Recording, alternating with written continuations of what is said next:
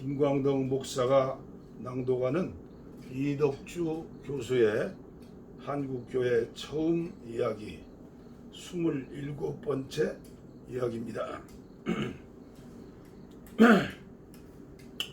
제목은 희생양 피세례. 이튿날 요한이 예수께서 자기에게 나오심을 보고 이르되 보라, 세상 죄를 지고 가는 하나님의 어린 양이로다. 요한복음 1장 29절. 그리스도를 세상에 처음으로 소개한 세례 요한은 예수님을 세상 죄를 지고 가는 하나님의 어린 양으로 묘사하였다. 이 표현은 대제사장이 대속죄일에 양을 한 마리 골라 그 머리에 안수함으로 이스라엘 백성들의 죄를 양에게 전가한 후 광야로 쫓아내 죽이도록 하는 구약 율법의 전통을 염두에 두고 한 말이다. 이렇게 세상 죄를 뒤집어 쓰고 고난의 길을 가는 양을 가리켜 아사셀 양이라고 했다. 레위기 16장 6절. 성령을 받아 예수님의 정체를 미리 알았던 세례 요한은 세상 죄인을 대신하여 고난받을 그리스도의 운명을 이야기했다. 죄 없이 죽어야 하는 어린 양의 불행 뒤에는 그의 피 흘림으로 구원받을 죄인들의 행복이 따랐다. 역사는 이런 식이다. 소수 의로운 자들의 죄 없는 희생을 바탕으로 다수의 백성들이 자유와 해방을 얻는다. 한말 우리 민족의 역사도 그러했다. 그 희생의 십자가를 교인들이 졌음은 물론이다. 강화, 더리미 해안에서 이루어진 피해 세례. 평양 대부흥이 일어났던 1907년은 우리 민족에게 최대 비극의 해였다. 헤이그 밀사 사건이 터졌고 이를 빌미로 일본은 고종을 강제 퇴위시킨 후 나약한 순종 황제를 위협하여 정미 7조약을 체결하였다. 이로써 정부 관리 임용권까지 빼앗아갔으며 국권의 또 다른 상징인 군대마저 해산하여 우리 민족의 저항 능력을 말살하려 하였다. 이런 상황에서 해산을 거부한 구한국 부대가 있던 지역을 중심으로 의병운동이 일어났으니 이를 정미의병이라고 한다. 그 중에도 강하기로 소문난 해안 수비대가 있던 강화에서 일어난 의병운동이 치열했다. 강화는 1893년 감리교회가 선교를 시작한 이래 급속한 성장을 이룩하여 1907년 당시 이미 17개 교회에 3,000명이 넘는 교인을 확보하고 있었다. 특히 강화 수비대장 출신으로 1905년에 세례를 받은 이 동인은 나라를 구하려면 예수를 믿어야 한다면서 강화 전역을 돌며 전도하여 선교사들에게 강화의 바울이란 칭호를 얻었다. 그는 마을마다 교회 하나, 학교 하나가 세우는 일동일교 운동을 전개, 강화 전역에 30여 개 사립학교를 설립하고 군사훈련과 민족교육을 실시하였다.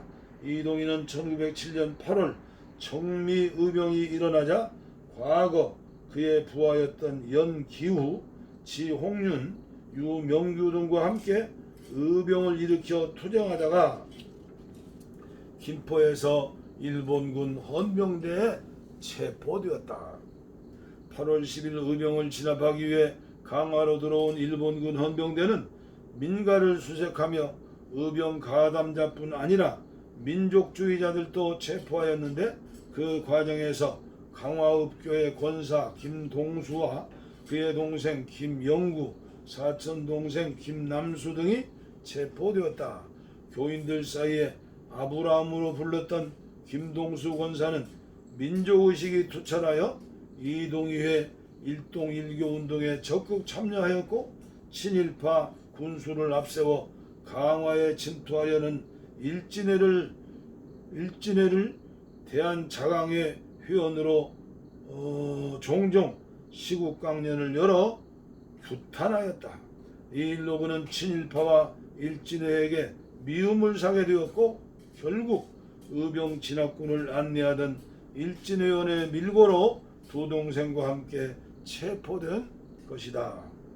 이후 8월 21일 일본군은 김동수 권사 일행을 재판에 회부한다면서 끌고 나갔다. 재판을 받으려던 갑곶나루의 배를 타고 인천으로 가야 하는데 갑곶나루 남쪽 1km쯤 되는 더림이 해안으로 끌고 가 후미진 곳에 이르러 살해하였다. 그때 김동수 권사 나이 45세, 김남수 44세, 김영구 23세였다. 의병에 참가했다는 명백한 증거도 없이 재판도 받지 못한 채 희생된 것이다. 그러나 이들이 흘린 피는 헛되지 않았다.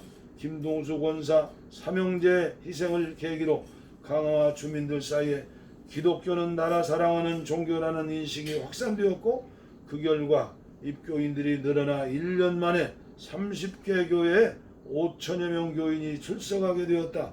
당시 강화와 인천 지방을 관리하던 대밍 선교사의 1908년 선교 보고에 이런 대목이 있다. 강화 사업은 높이 평가받아 마땅합니다. 강화 교회는 독자적으로 장로사, 지금 감리사죠, 한 사람이 주제로 일을 보아야 할 정도로 커졌습니다. 이는 피해 세례의 결과입니다. 순교죠. 의병운동 이후 오히려 폭발적으로 증가한 강화지방교회의 성장 원인을 대명은 김동수 권사 삼형제가 받은 피해 세례에서 찾았던 것입니다.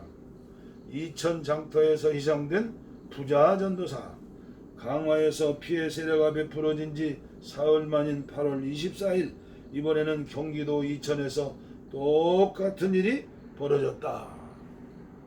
역시 의병 진압을 목적으로 이천에 진입한 일본군은 이 지역 교회 지도자들로 활약하던 구연영 전도사와 그 아들 구정설을 체포하였고 이천시장 한가운데 주민들이 보는 앞에서 살해하였다.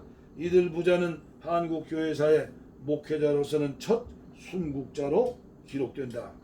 구연영은 경기도 광주 노루목 지금의 노곡리 출신으로 한말 서울에서 잠시 관직에 있었으나 1896년 1월 을미의병이 일어났을 때 김하락, 조성학, 김태원 등과 함께 이천에서 의병을 일으켰다.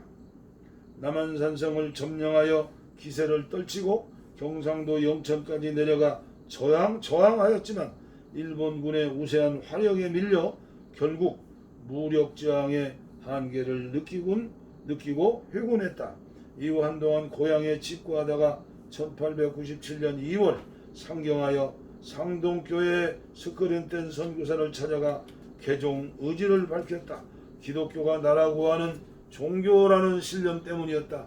그는 미끼로 작정한 후 상투를 잘랐고 집안 노비들을 해방하였으며 상민들에게도 존댓말을 쓰는 등 파격적인 행위로 주변을 놀라게 했다.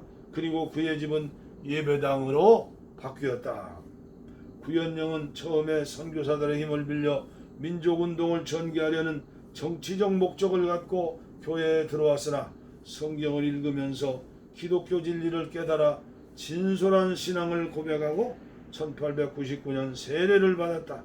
그는 매서인이 되어 여주, 이천, 광주, 장호원, 음죽 등 과거 의병장 신문으로 말을 타고 누볐던 지역들을 돌며 성경을 팔면서 전도하여 이 일대에 20여 교회를 세웠다.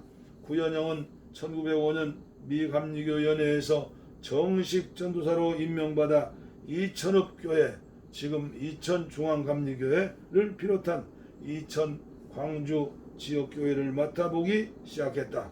의병장 시절 그의 부하로 있던 전무호, 장춘명 등도 구연영의 전도를 받고 교회 지도자로 바뀌었다. 양반 출신이던 구연영은 전도사가 되어 민중들의 삶의 현장을 누비면서 민중 편에 서서 지방 탐관 오리와 투쟁하기도 하였다. 전도사가 되었다고 해서 구현영의 민족의식이 약해졌다거나 투쟁의지가 소멸된 것은 아니었다. 오히려 더 강해졌다. 다만 방법이 바뀌었다. 그런 민족의식 계몽이 무장투쟁보다 중요하다고 여겼다. 그래서 자신이 맡은 교회마다 구국회라는 청년 조직을 만들어 신앙훈련과 민족계몽 운동을 전개했으며 일진회를 구탄하는 강연회를 자주 열었다. 대한자강회 회원이었던 아들도 아버지와 같은 전도사 직책을 받고 내려와 구국회를 지도했다. 그 때문에 구현영 부자는 일진회와 친일파의 미움을 샀다. 경성 동편 10여 군에 구현영만 없으면 기독교도 없어질 것이요 배일자도 근절될 것이라는 일본군 헌병대 기밀문서 기록도 이렇게 해서 나왔다. 상황이 이러하였기에 의병을 진입하러 이천에 들어온 일본군이 구현영 부자를 우선 체포하여 공개 처형하였던 것이다. 그때 구현영의 나이 44살, 아들은 25살이었다. 불의한 시대 의인의 희생, 강화읍교회 김동수 권사 삼형제나 이천읍교회 구현영 전도사 부자는 불의와 폭력의 시대, 순환받은 우리 민족을 대표하는 희생양들이었다. 이들은 뚜렷한 죄목도 없이 정식 재판도 받지 못한 채 침략자들의 만행에 희생되었다. 단지 교회와 민족을 향한 사랑의 열정이 강해서 불법적인 침략 앞에 침묵하지 못하고 저항하다가 같은 민족이면서도 배반하기를 택한 친일파 일진회의 밀고로 체포되고 희생되었다. 불의한 세력의 음모와 폭력에 자신을 희생하여 불의한 사람들을 위한 구원의 길을 연 그리스도의 죽음, 바로 그것이었다. 선을 행함으로 고난받는 것이 하나님의 뜻일진데 악을 행함으로 고난받는 것보다 나으리라. 그리스도께서 단번에 죄를 위하여 죽으사 의인들로서 불의한 자를 대신하였으니 이는 우리를 하나님 앞으로 인도하려 하심이라. 베드로전서 3장 17절로 18절. 27번째 초대교회 이야기를 마치겠습니다. 감사합니다.